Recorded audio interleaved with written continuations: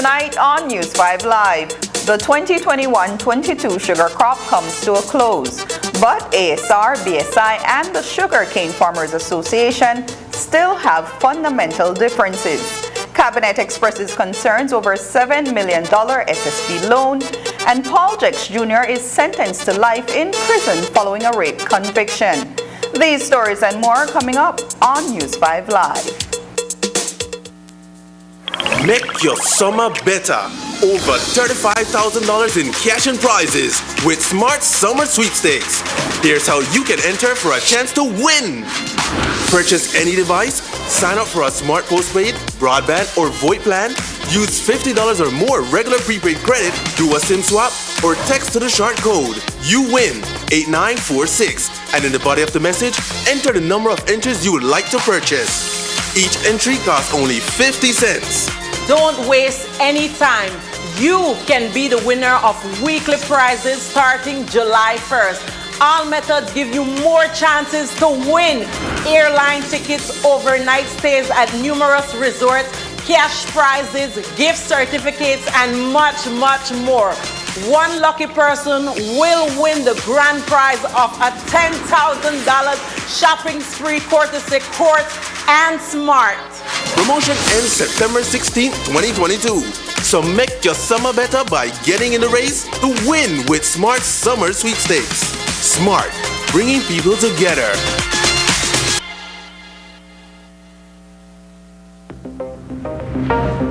Let's talk energy. Did you know that saving energy can affect the overall cost of electricity? Practicing energy conservation helps BEL to use mostly low-cost options for sourcing and delivering energy to consumers. We take proactive measures to stabilize the cost of power by monitoring and purchasing the most affordable energy available at any given time. The more energy we save, the more we can meet energy demands using the lowest cost option. Belize Electricity Limited, providing safe, reliable, and sustainable energy solutions.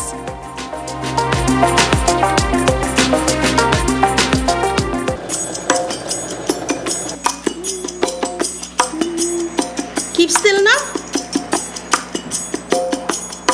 Ouch. I tell you no move. Man, you really can't get a mannequin for this, man? Really? Well, son, if I never lend you the $2,000 to buy the kids' computer and the book, I may have the money for buy my mannequin. It's definitely better to borrow from the bank than from your friends or relatives. This way, all you owe is money. Would you like me to turn around? That would be good. Turn on, turn on, turn on. Take advantage of the back-to-school promotion currently being offered by the Belize Bank. KTV. Vote for your favorite KTV contestant by texting the number of votes followed by a space, then your contestant's number, and send it to Smart Code 5885. Here are this week's contestants.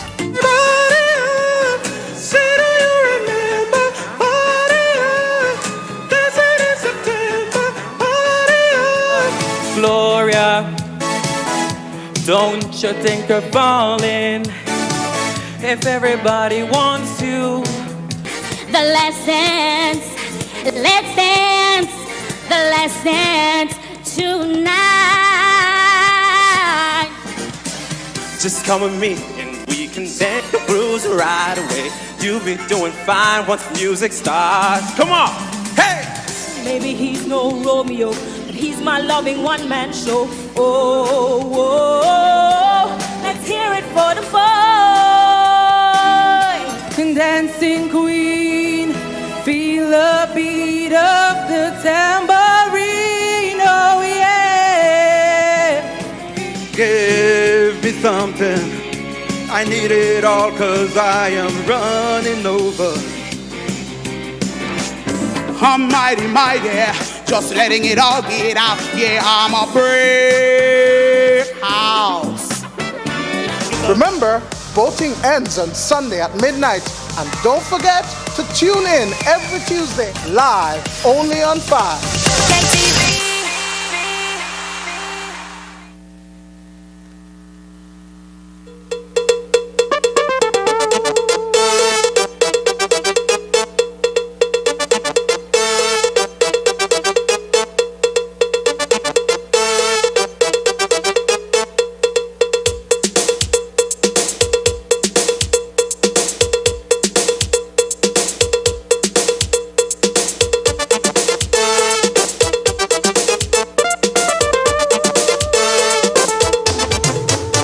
This newscast is brought to you by the Belize Bank Limited. Our country, your bank. Good evening. Welcome to News 5 Live for Thursday, July 28th. I am Annalyn Apolonio. The 2021-2022 sugar crop comes to a close on Friday. And while the season got off to a rocky start, the American sugar refinery, Belize Sugar Industries, says it ended on solid footing. At the start of the year, there was bad weather that caused unforeseen delays and a protest by members of the Belize Sugar Cane Farmers Association, who have had a live concern. They want higher prices for their produce, primarily bagasse. That is still a concern now at the close of the season. News 5's Marian Ali was in Orange Walk today and spoke with the parties concerned. Today at the Tower Hill compound, there were hot dog and soda treats for the employees, truck drivers, and some of the cane farmers who have delivered to the factory during the crop season. Although the year started off on a slow pace, it ended relatively well.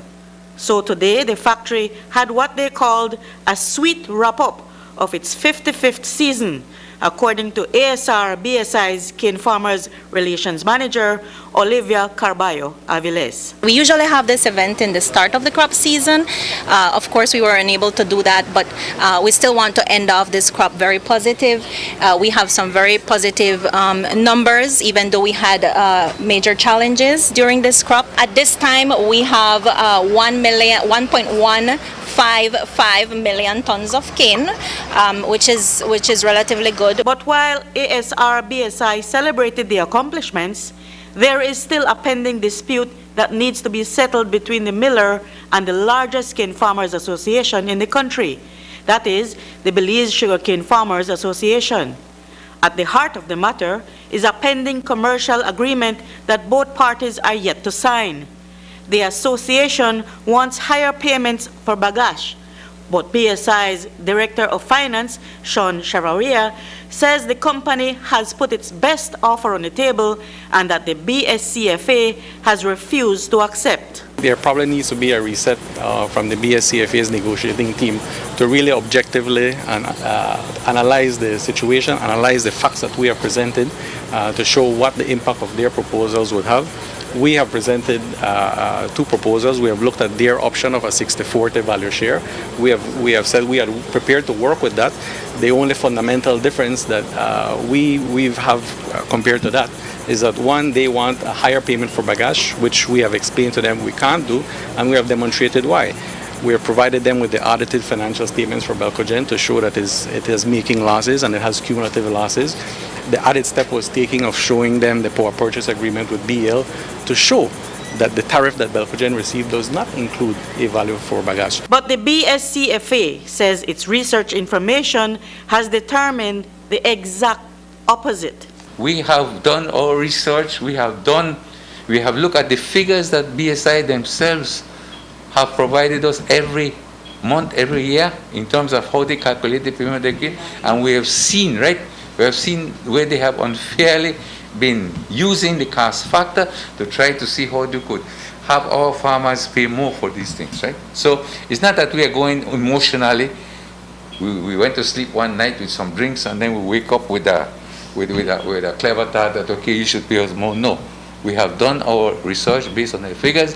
We have done research of other sugar industries in the region. We have even done research with Santander that provides us with the justifications for a fair price. Right now, Santander, with our research, showed that they paid their farmers 54% of the gross value of the. And your farmers are getting 48% only. The BSCFA is asking for government's intervention, saying that the advisor that has been introduced into the fray, retired Minister Florencio Marin Sr., is only an advisor to the Belize Sugarcane Board. We do not understand that he came in as a mediator. We understand that he came in as an advisor to the Sugar Industry Control Board. That we have not received anything formally, officially from government that clearly states that he is there as a mediator. We made that presentation to him in detail. In fact, our lawyer, Ms. Marissa Langford, also clearly outlined to him, right, the different legal implications of what BSI is proposing and what we are proposing and how BSI is behaving and how we are behaving, conducting ourselves.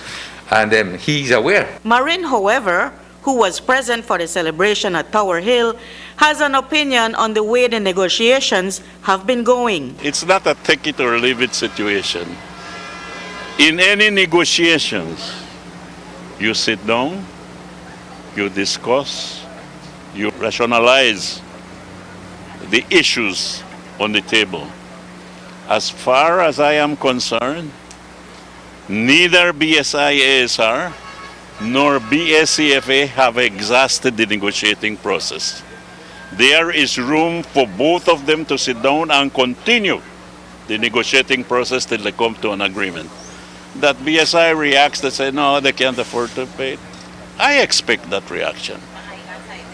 But I also expect the cane farmers to do their homework and come up with arguments and figures and tell them, we go through this expense and we need to recover costs. Despite the fact that there is no commercial agreement in place, BSCFA's CEO, Oscar Alonso, does not foresee that there will be another protest by their membership when the new crop begins, because his hope is that there will be a bigger push from the government to move the conversation beyond this point. Reporting for News 5, I'm Marian Ali. The dispute between ASR, BSI, and the Belize Sugarcane Farmers Association hovers mainly over them not being able to come to terms on a commercial agreement. But to sign off on that agreement, there are several factors at play. We heard from both sides today about what their gripe is with the other. What they both seem to agree on is that the other party has not been fair in their approach. The formula that they are proposing is worse than what we would get, right?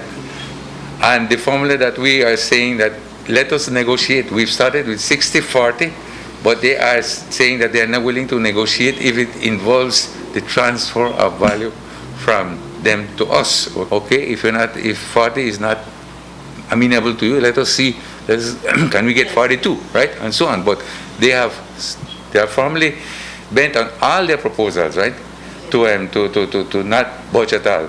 In fact, they are even implementing one of their proposals that we're still negotiating and not having come to agreement with, and that has to do with changing the terminology of one of these costs from ocean freight to ocean freight and terminal handling, and another one adding the matter of stevedoring and throughput fee.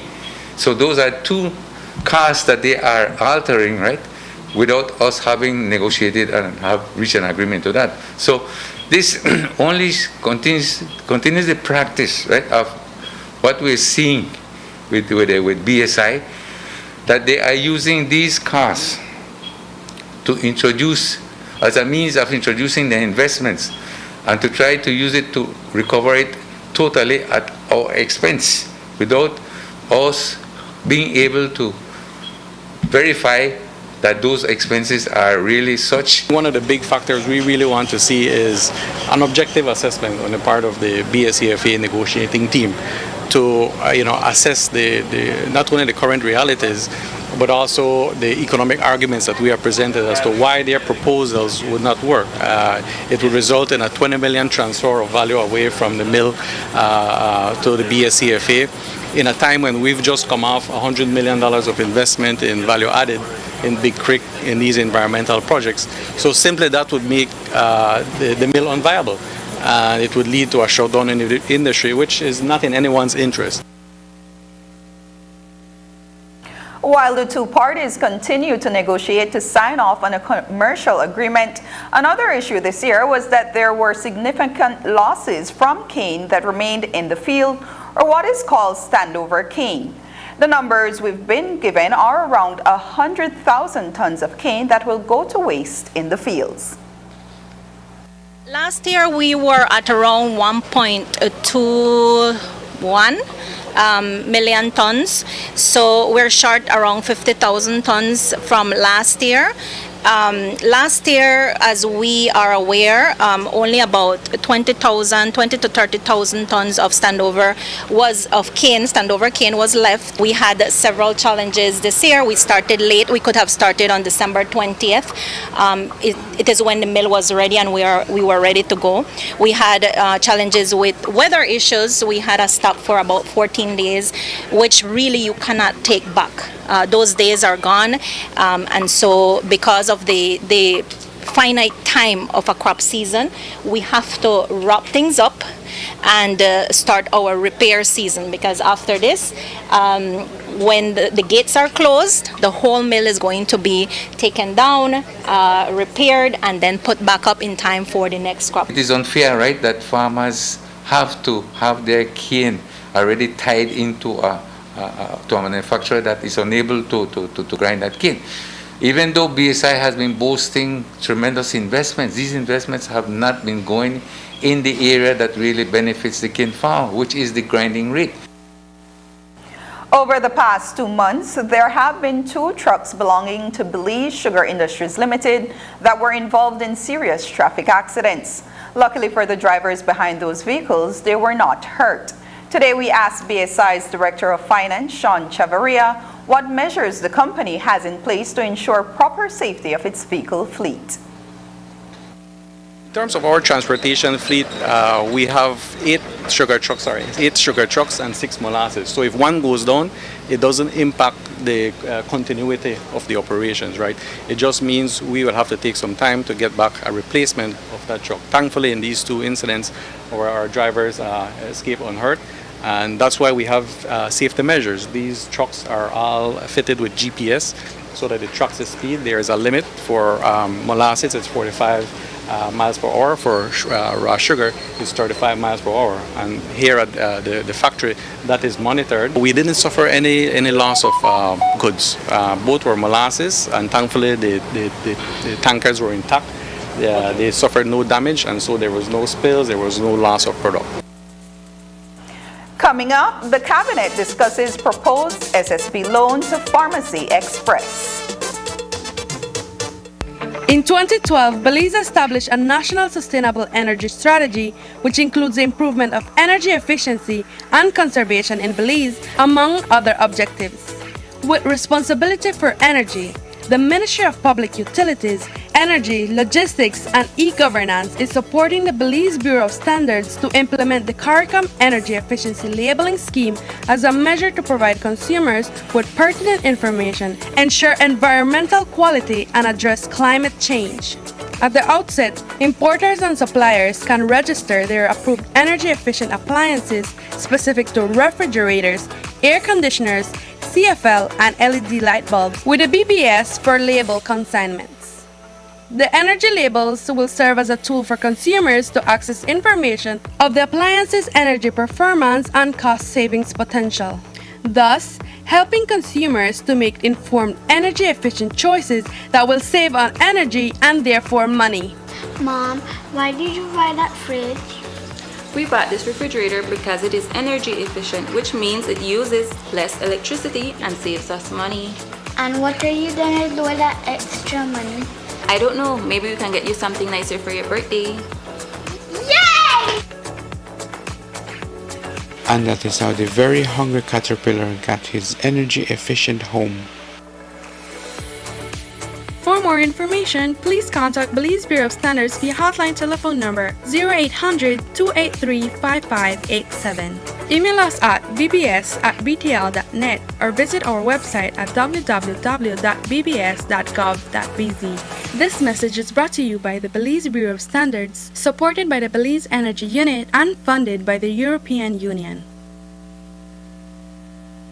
As a parent, raising a family has its challenges. How many times have I told you not to play ball in the house? But growing up in a family has its challenges too. I can't take this no more. Let me share a little bit about what mine was like with you. Uncle, where do you get your information from? Right up on Facebook, you show me. Guess what? Lisa got her period. But don't get me wrong, we had fun too. Well, like me, like 1, 2, 3. I can't wait to share more about For We Family. offers the best home internet experience? The truth is, Digi, of course. Diginet has the largest fiber network and the fastest speeds with the most reliable service. That's more learning, more earning, more gaming, more bonding, more sharing, getting more things done. And now, Diginet is even more affordable with the new entry plan, a 20 megabits per second fiber connection for just $49 monthly, and increased speeds in all plans. The truth is, only Digi has the ultimate home internet experience, with savings up to $270 when you bundle. Wireless and cable can't give you that. So what are you waiting for? Sign up or make the switch to Diginet today to enjoy more speeds to get more done. Digi, our national telecom.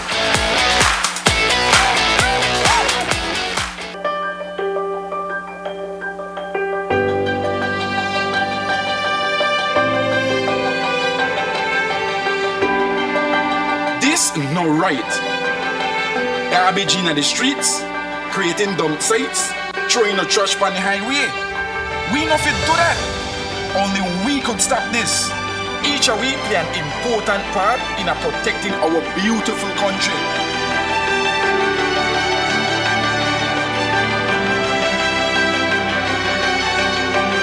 This that we believe. Respect it, cherish it, love it.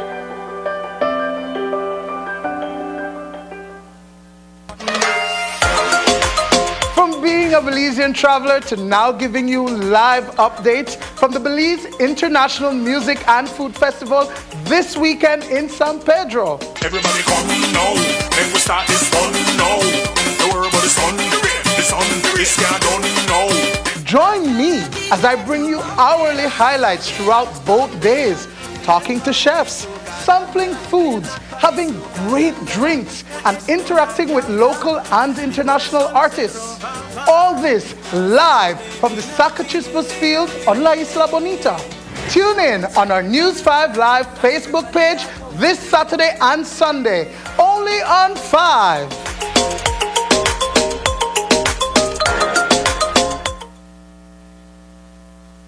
I'm on my way to Benny's, where I can get what I need and save some money. After 75 years in the business, nobody do it like Benny's. Hello, how may I help you? Anything you need, we got you.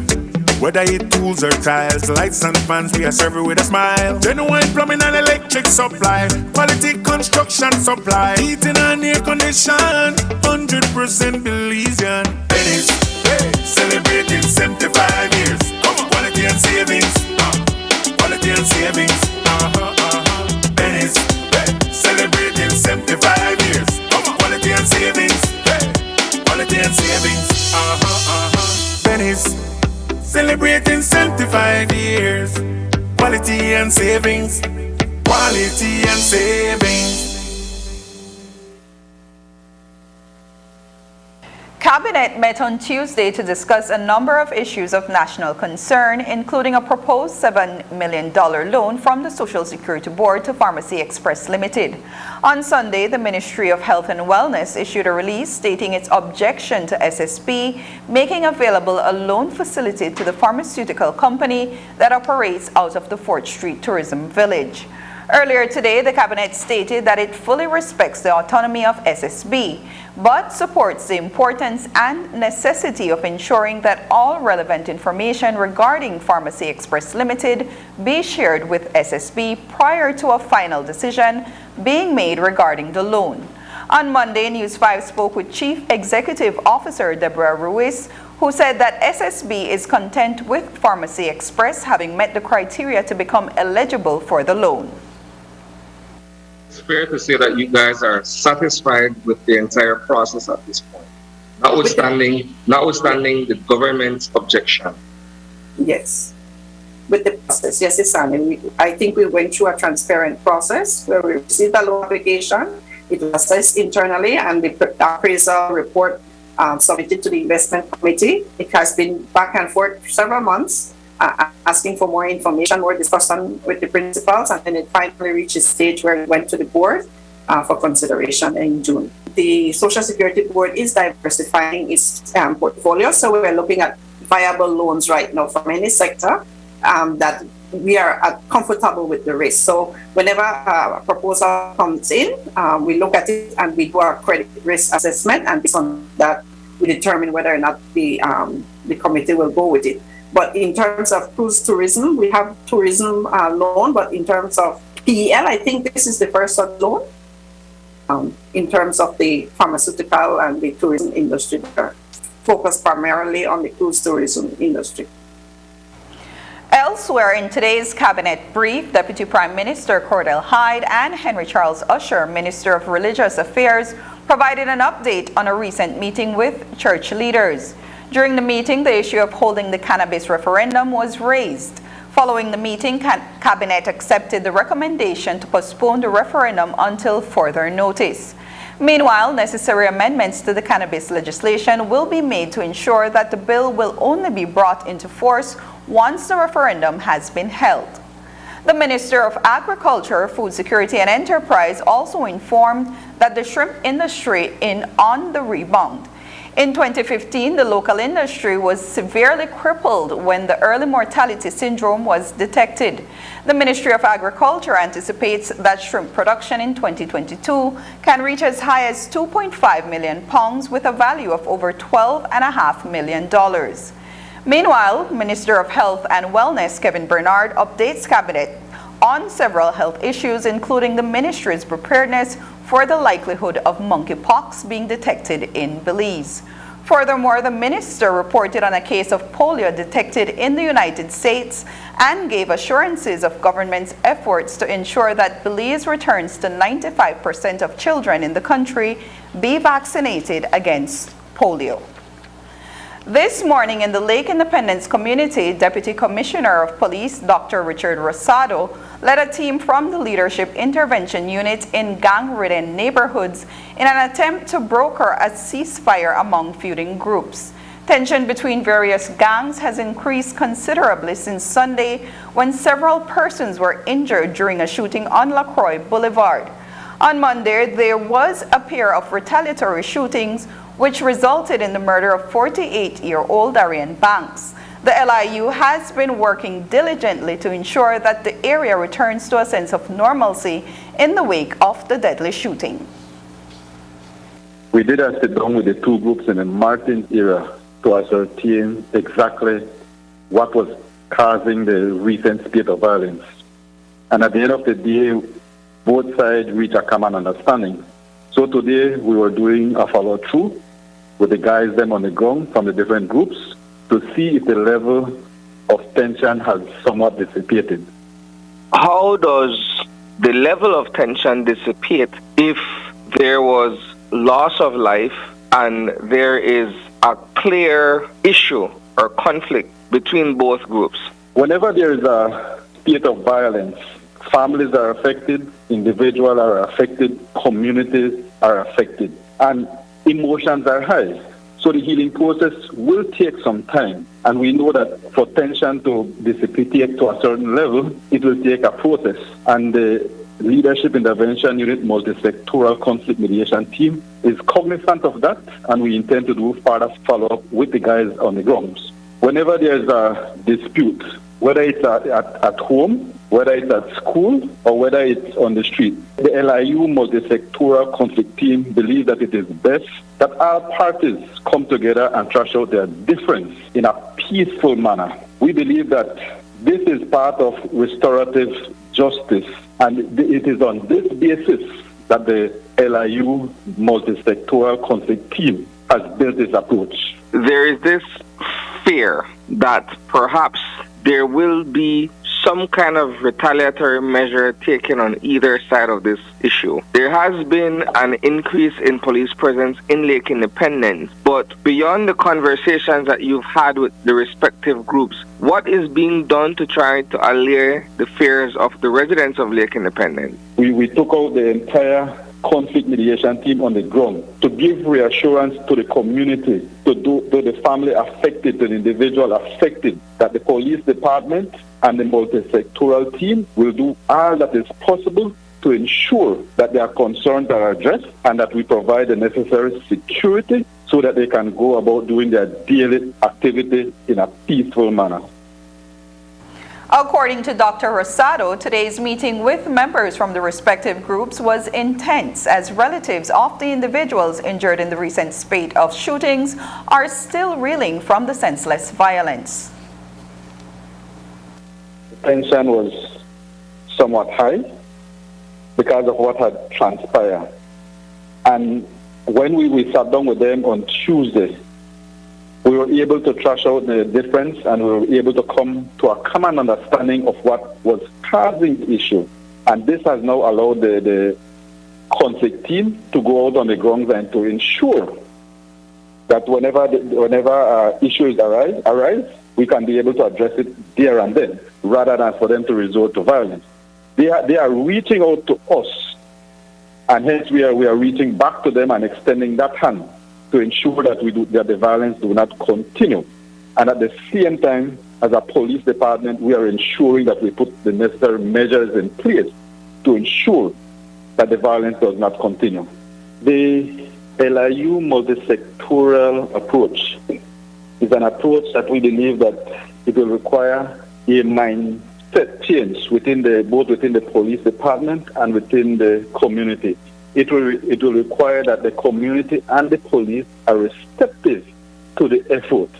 Because just like in any dispute, it is best to bring both parties together so that they can address their concern peacefully and reach an amicable solution.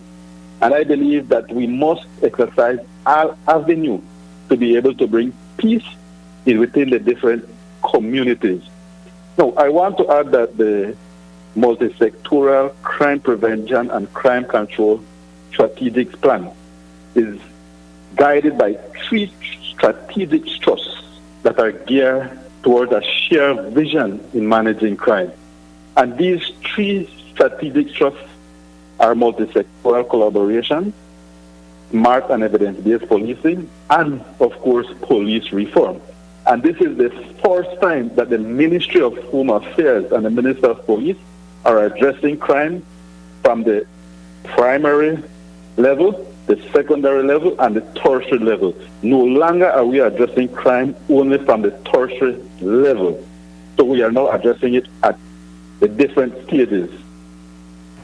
You might be surprised to hear that the murder rate for this year is so far below what it was at this time in recent years. But when we spoke with Commissioner of Police Chester Williams on Wednesday, he indicated to us that yes, 2022 is not as murderous as previous years so far. While our numbers are up compared to last year and 2020, if we were to compare our number this year to 2019, 2018, 2017, and even perhaps 2016, our numbers are down compared to those years. And you would know that 2020 was the year when we had one of the lowest murder rates with 104. And then 2021 last year, we had 125. I still believe that we can beat last year's number, and we're going to work diligently to do that. But again, we have to understand that many of these crimes that are occurring, these murders, are not murders that can be prevented by the police. We have some very stupid murders. You try your arduous best to prevent the gang murders, and then we see the domestic ones popping up here, there, and everywhere. And those are the ones that oftentimes really hurt, because you know you're doing your best to stop those that are somewhat preventable, and then the unpreventable just pops up on you. So it's frustrating at times. After the break, a national curriculum framework is launched. Go back to school and beyond when you upgrade your smartphone or tablet to a Samsung. The affordable line of high-tech devices are the perfect back-to-school tool that you can fit in the palm of your hands. Whether you're shopping for a starter phone or a high-end device, the Galaxy A series has an option to fit your needs. The awesome lineup includes the A03, 812, 813, 822, 823, 833, and tab A7 LTE and A7 Lite. So unlock these offers and get your 1-year warranty only when you shop at authorized Samsung resellers countrywide, including Cellular World, Digi, Divari, Odette's Home Center, and Westtrack from July 4th to July 31st. Yo, this is Super G the General, and I want to invite you all to the Belize International Music and Food Festival. That will be held for 2 nights, July 30th and the 31st at Sakachispas Field. This party insane. Mr. Chipo, you. As you left my yard, tell me why you come back.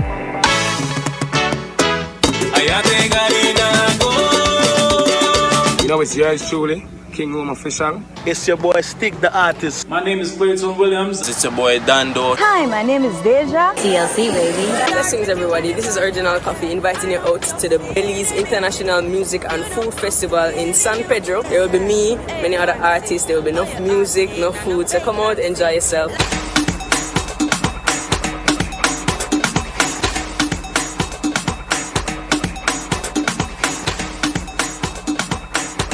The 2022 Population and Housing Census is here, and our census staff will visit your home over the next 10 weeks. You may ask yourself, what can I expect when my household is visited? Well, data for the census will be collected in 2 parts. First, the interviewers will list all the buildings in their area of work and record some key characteristics of the building. For example, they will capture whether the building is a dwelling unit, a business, or an institution. They may ask you to confirm some information about the building when in doubt. The second part involves collecting information about each household, such as the number of persons living in the household, the type of dwelling they live in, and access to essential services. Information will also be collected about each household member, including newborns and the elderly. Remember, the data from the census is essential to make informed decisions and policies that could help improve your community. So when we knock on your door or holler at your gate, tell us to count me in. The Statistical Institute of Belize, providing Belize with quality, objective, and timely information. Calling all young performers. It's your turn to take the stage. If you have the talent, we have the show for you.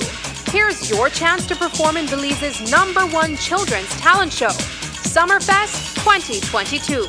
Singing, dancing, acting, whatever your talent, we want to see. Come audition on Thursday, August 4th and Friday, August 5th from 9 a.m. to 2 p.m. right here at Channel 5 on Coney Drive. Auditions are open to all children under 18 in any performing art. Don't miss your chance to be a part of the show. It's Summerfest 2022. Today at the House of Culture in Belize City, the Ministry of Education, Culture, Science and Technology officially launched the National Curriculum Framework. The document released is comprehensive and looks at refocusing the curriculum with a view to encourage national development. The consultation process began after the Briceño administration took office and involved all education stakeholders. News 5's Dwayne Moody was at the launch and files this report. For months, a curriculum reform committee made up of a team of Belizean experts in education along with stakeholders have been engaged in the restructuring of the curriculum. It is believed that the curriculum was overloaded and needed to be reformed for the development of competencies among students. We got to work on the priority areas, including addressing curriculum overload and revolutionizing our curriculum. Between January and August of 2021, we held virtual meetings with 18 stakeholders, including the BNTU, BAPS, GAMAS, the tertiary education sector, civil society, the NTUCB, the media, the business community, the opposition party, parents, and students. The focus was on curriculum overload and the transformation of our curriculum. It was unanimous that we have been straining under the weight of too many subjects and an excessive number of learning outcomes within subjects. As we concluded our consultations, I must say that for the most part, our teachers expressed sincere gratitude for this process. They were happy with the change because many of them felt that this change was long overdue. Among those experts who were involved in the establishment of the units and lesson plans, specifically in terms of assessments and making sure that the learning outcomes are achieved for the new curriculum, were Drs. Priscilla Brown and Matthias Vires. The concept is that once you've developed certain competencies, you can advance to the next level, moving up from one grade to the next before the school year is complete. It is focused on developing a clear understanding of concepts and demonstrating core skills associated with meaningful and relevant lessons for 21st century learning. This new experience then calls for the use of a student-centered, skill-based, critical thinking approach for students to demonstrate mastery of a concept and skills. It will include, and is not limited to, problem-based learning, which focuses on students' investigations using real-life problems and scenarios linked to curriculum content. Competency-based assessment, therefore, is a process of determining the capability or the capacity of a learner or a student to apply a set of related knowledge, skills, values, attitudes required to successfully perform a given task. The shift needs to be a criterion reference assessment.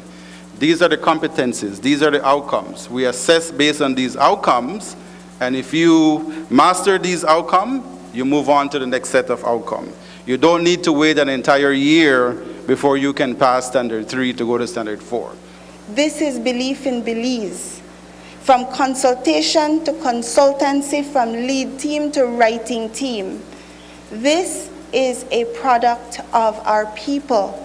It is us looking at what our realities are, looking at what's happening internationally, and bringing it home to what can work for our students. We believe in what we can produce, and we are working together to produce what is best for our country. Minister of Education Francis Fonseca says that while the new curriculum will be piloted this new school year, all institutions will be engaged by 2023. We're celebrating today, but in effect it's the start of a process. We have the framework. Now a lot of work has to go into developing fully that framework into a meaningful curriculum.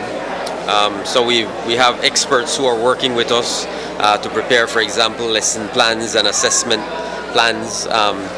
So there's a lot of work that has to go into it, but we're absolutely confident. We'll pilot, as we've said, this year is a transition year, a pilot year.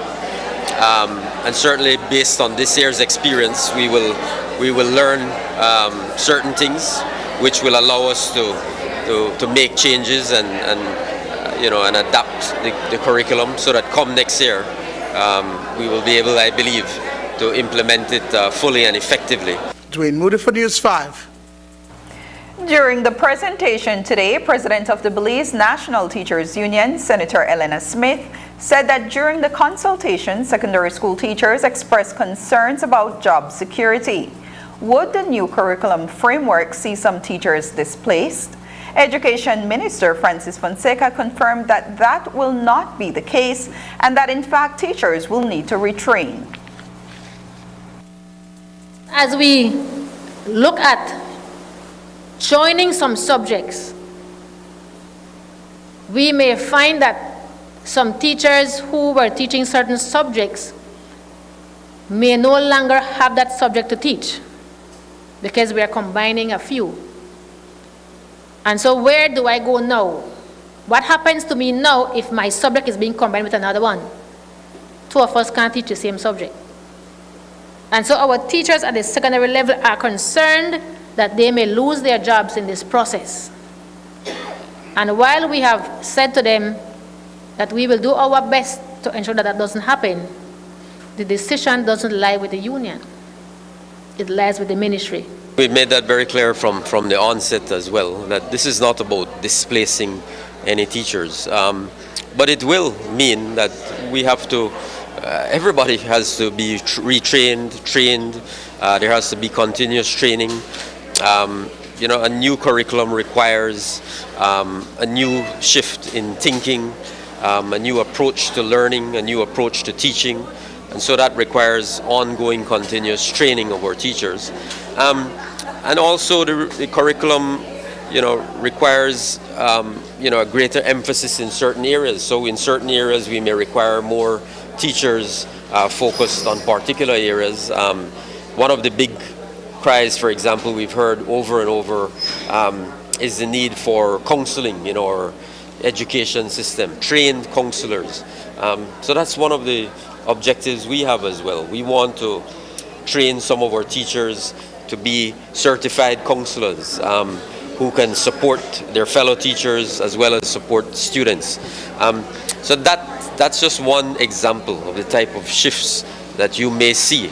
But it's certainly, as I have said, and as we have made clear at the Ministry of Education from the very beginning, this will not lead to the displacement or termination of teachers. New training and retooling and that sort of thing, but not displacement. Pediatric vaccines for children ages 5 to 11 will be expiring in the next few months.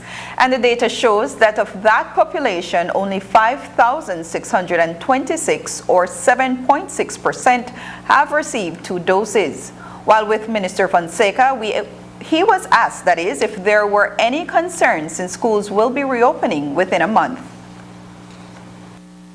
I think the ministry has indicated, the Ministry of Health, that is, has indicated that they are trying to get additional vaccines and additional supply of vaccines. So, I think that's all ongoing discussion. So I'm confident that come the new school year, we'll be in a position to roll out a vaccination program to try to get as many of those young people in that age group vaccinated. The Ministry of Health and Wellness has restocked its supply of AstraZeneca COVID-19 vaccines. A donation of 10,000 doses of AstraZeneca vaccines arrived in Belize yesterday from the government of India. This is the second direct donation of vaccines that India has provided to Belize. A release from the government of Belize notes its gratitude to the people and government of India for the donation of vaccines. In the same release, MOHW reminded Belizeans that unvaccinated persons are 24 times more likely to suffer from severe illness and die due to COVID-19 when compared with unvaccinated individuals. Unvaccinated Belizeans are being encouraged to get vaccinated. When we return, Tracy Betancourt is wanted by police and Paul Dex Jr. is charged. But first, here's the weather forecast with data from the Belize Met Service.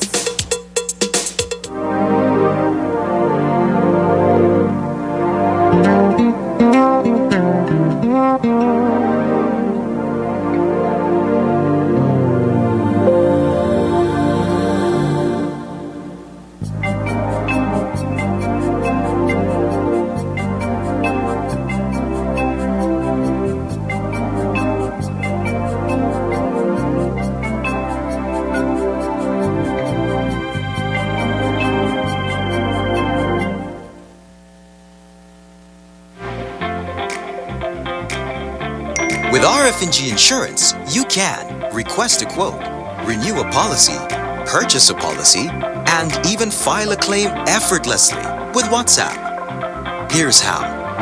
WhatsApp the words "Get Started" to 670-8700. We will prompt you to select the service that you are interested in.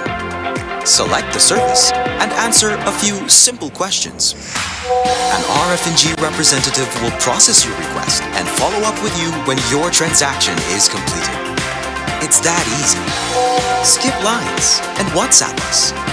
Remember, it pays to get it right with RF&G Insurance, a road group company.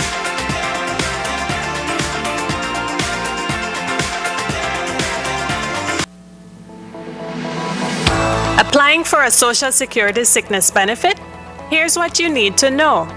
A complete claims package includes 1. Sickness claim form fully completed by the claimant and medical doctor. 2. Salaries record form completed by the employer or HR representative. 3. Proof of bank account such as bank book, online banking, or statement displaying your name and account number.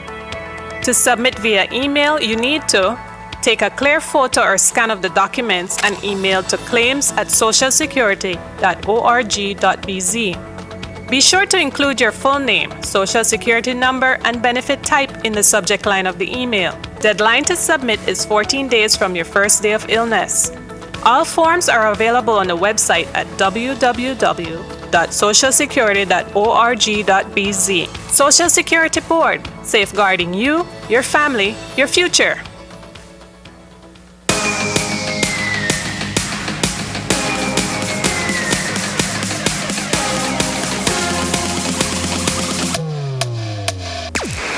Download the SmartStream app on the Android Play Store and create your account to get access to movies and stream at home or on the go. Prepaid customers can purchase regular data packages or get a discounted rate on a special SmartStream package by dialing 7737. Postpaid customers will be billed monthly. Never miss a movie again with SmartStream.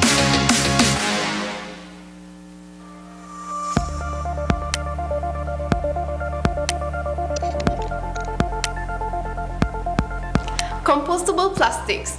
To understand what a compostable plastic is, we need to know that composting is a natural way to recycle decomposed organic material like oranges or banana peels.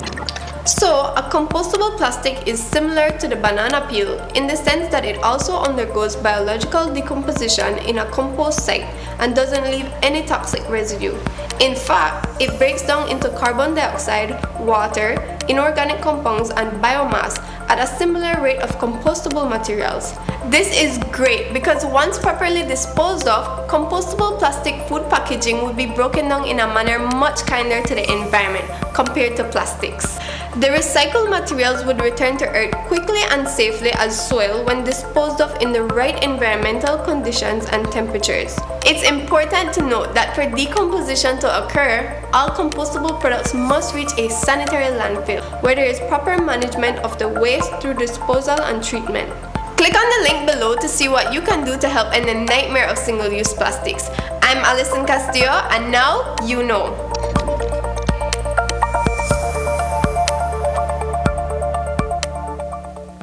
KTV.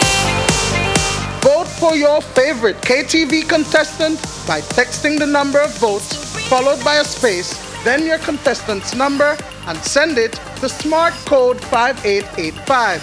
Here are this week's contestants.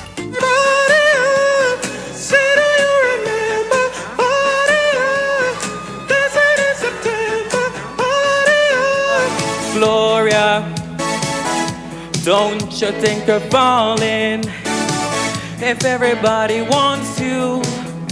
The last dance, let's dance, the last dance tonight. Just come with me and we can take the blues right away. You'll be doing fine once the music starts. Come on, hey! Maybe he's no Romeo, but he's my loving one-man show. Oh, oh, oh, let's hear it for the boy. Dancing queen, feel the beat of the tambourine, oh yeah. Give me something, I need it all, 'cause I am running over. I'm mighty, mighty, just letting it all get out. Yeah, I'm a brick house. Remember, voting ends on Sunday at midnight. And don't forget to tune in every Tuesday live only on 5.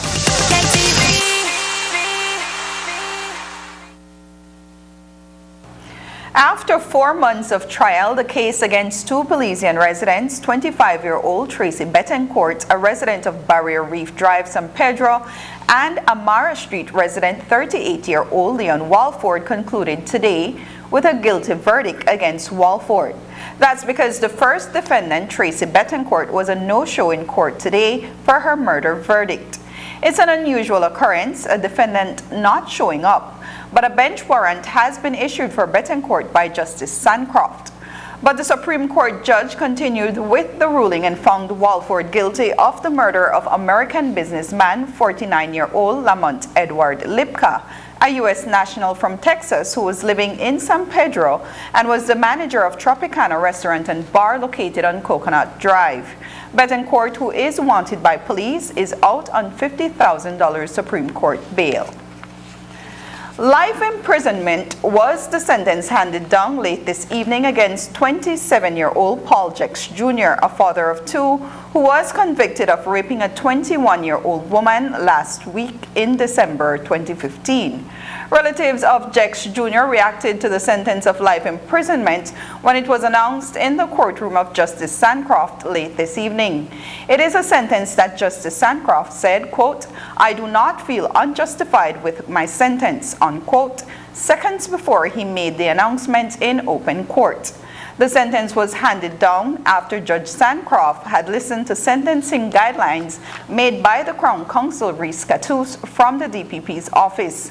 Cattouse submitted several sentencing guidelines which showed a pattern ranging from usually 8 to 15 years imprisonment. But Cattouse, as the Crown, advocated for a stringent sentencing of life imprisonment, the max that can be given by the law. The Belize Defense Force Volunteer Battalion is conducting its annual battle camp in San Antonio Village, Toledo District. The training, which runs from July 17 to July 31st, is focused on jungle survival. The Volunteer Battalion is being taught the basics when it comes to weapons handling, patrolling in the jungle, and first aid. Here is a brief look at how that training has been going, courtesy the press office. Presently, we have over 300 soldiers on the ground, and they are doing, like I mentioned earlier, jungle exercise. How it is structured is that within the first week, we conducted a dry training in terms of patrolling, harboring. We did weapon handling, first aid, and many more others that coincide with jungle training. And during the second week, everything that is learned during the first week is implemented in the second week with an FTX exercise that is presently taking place in the jungle.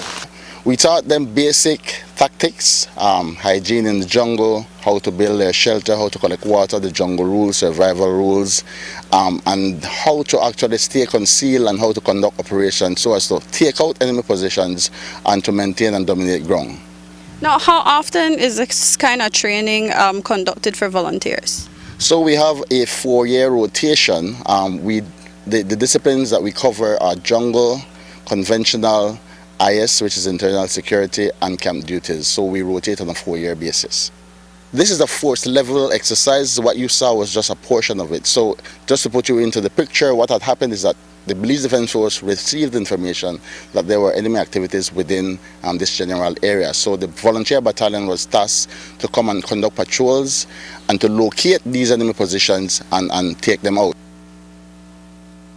Just ahead, Belize recognizes Emancipation Day 2022. Taking its name from the venerable father of the nation, the George Price Highway stretches 77 miles from Belize City to Benque Viejo. Originally built in the 1930s, this cross-country highway system is the artery that links Belize to Central America at the western border with Guatemala.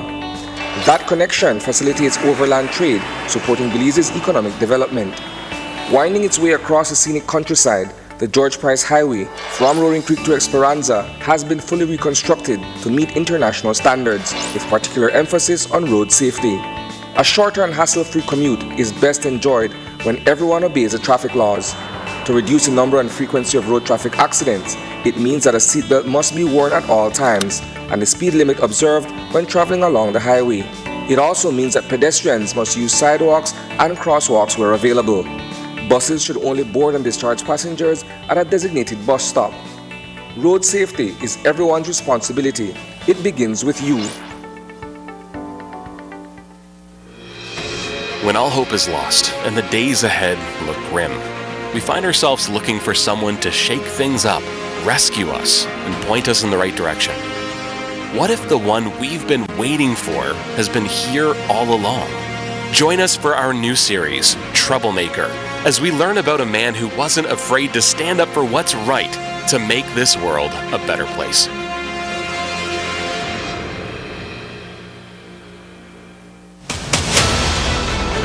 Dwayne Moody, Isani Cayetano, Marion Ali, Paul Lopez. Your News 5 police teams do whatever it takes. Go wherever they need to go, so you can catch the story wherever you are, whenever you want, on whatever device. Channel 5 believes on television, Facebook, Instagram, and YouTube, because news is now everywhere, all the time, and so are we.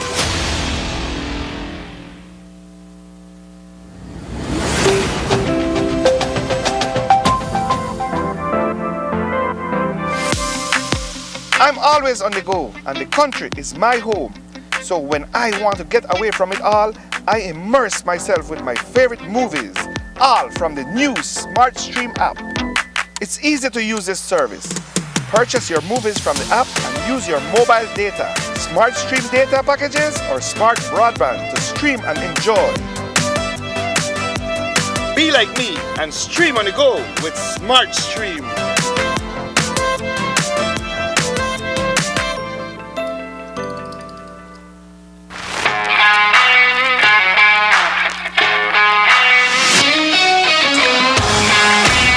Messi! Off goal! What a goal from Leo Messi! What an incredible strike from Leo Messi!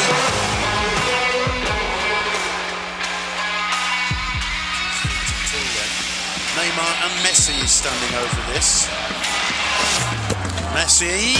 Off goal! What a goal from Leo Great Messi! entertainment stays with you, and we bring you great entertainment.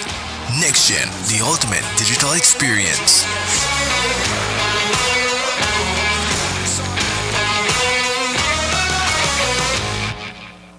Hello eCash user, the eCash app is now available in Spanish. Changing the language in your eCash app from English to Spanish is quick and easy. Let me walk you through the steps. First, open your eCash app. Enter your PIN. Tap the More icon at the bottom of your screen. Choose Security. Select Language. Tap on Spanish. Then re-enter your PIN. And that's it! Your eCash app is now in Spanish, and you can continue to enjoy your eCash digital wallet. Belize Bank's eCash app makes life easier. The Young Leaders Alliance of Belize, YLAB, has named its representatives to the People's Constitution Commission. A release from the youth organization says its membership decided that Aliyah Gomez will be the lead representative on the PCC and Mandela Wade will be the alternate. YLAB's release says its PCC representative and alternate will be supported by an internal policy development team in an effort to properly develop and consider the views received from its membership. YLAB extended an invitation to youth-led and youth-serving organizations to make submissions throughout the lifespan of the PCC. Our circle has partnered with the Canada Fund for Local Initiatives to provide training towards enhancing the visibility, inclusion, and rights of families formed by lesbian, gay, bisexual, and transgender persons living in Belize. For the past 8 years, our circle has been training its volunteers to serve the marginalized. Now, 25 young and emerging human rights activists will get a chance to expand their capacity through our Circle's Equality Fellowship. Our Circle, in partnership with the Canada Fund for Local Initiative, is proud to launch the Equality Fellowship. This fellowship came out of a project that was done with the British High Commission through the Foreign Commonwealth Office, as well as FCAM, Fondo Centroamericano de Mujeres. The aim of this fellowship is to sustain and support human rights advocacy in Belize by advancing the capacity of young and emerging human rights defenders. The fellowship is designed for not only those who are active in human rights movements, but also for those who are interested and would like to rekindle their advocacy efforts throughout Belize. The project is funded through the Canada Fund for Local Initiatives, which is celebrating its 50th anniversary this year. And this Canada Fund serves to support small organizations around the world to advance priority issues, including human rights. We are pleased that through this mechanism, we're able to work with our circle in promoting this important priority for Canada in Belize, which is the advancement of human rights. Ahead of Emancipation Day 2022, the National Institute of Culture and History relaunched its documentary Heritage of Slavery and Emancipation in Belize. The website gives visitors an insight into the harsh realities enslaved African persons in Belize were subjected to based on historical records. One of the earliest records of slavery in Belize is a 1730 Guatemala Gazette, which reports a Spanish attack up the New River where English men, women, and slaves were captured. Other documents reveal that enslaved Africans were bought and sold as property of their enslavers. Those who did not have last names were given the names of their enslavers. Some examples of those names, according to records, include Bennett, Anderson, Douglas, Ellis, and Smith, to name a few. The pattern of using enslaved Africans as a source of labor continued until 1883, when slavery was abolished in Belize. This exhibition contains such rich records that can help us to understand our past, records that will make us uneasy at times because of the brutality that was carried out against Belize's African ancestors, and records as well that leaves us with bits and pieces about the past, because not every record here and every record at the archives tells the full story. There's always a need to go back and try to find additional records. And in some cases, they're just gaps in our understanding, gaps that can be filled by looking at other sources of history and at other archives. I am hoping that with events like today, through the partnership with Niche, that the general public would see the importance of the archives, will be able to know what it is that we have at our disposal, the original, unique archival records that exist in our country, where people can see firsthand the actual records of our nation, as opposed to just reading them through history books, that you can actually visit the National Archives and get a first-hand account of these records. Well, even before UB, I could speak from personal experience. I used to like history in high school. I thought that maybe I would be an attorney later on, but as a history student. But we were limited to Arawaks, to African. That was the gamut that we covered. And then there was a missing period, a missing era. The pre-emancipation, the slavery, and then going beyond emancipation, limited information. So all through high school, a lot of the information that I know now, post-emancipation, was not covered. So I'm very grateful to the archives for opening the doors with this information. And that's the news. Tonight's broadcast is available in both text and streaming video at channel5belize.com. You can also connect with us on our Facebook page at facebook.com/News5Live. I'm Annalyn Apollonia. Thanks for joining us. And from all of us here at News 5, please remember to wash your hands, keep your social distance, and stay safe. Good night.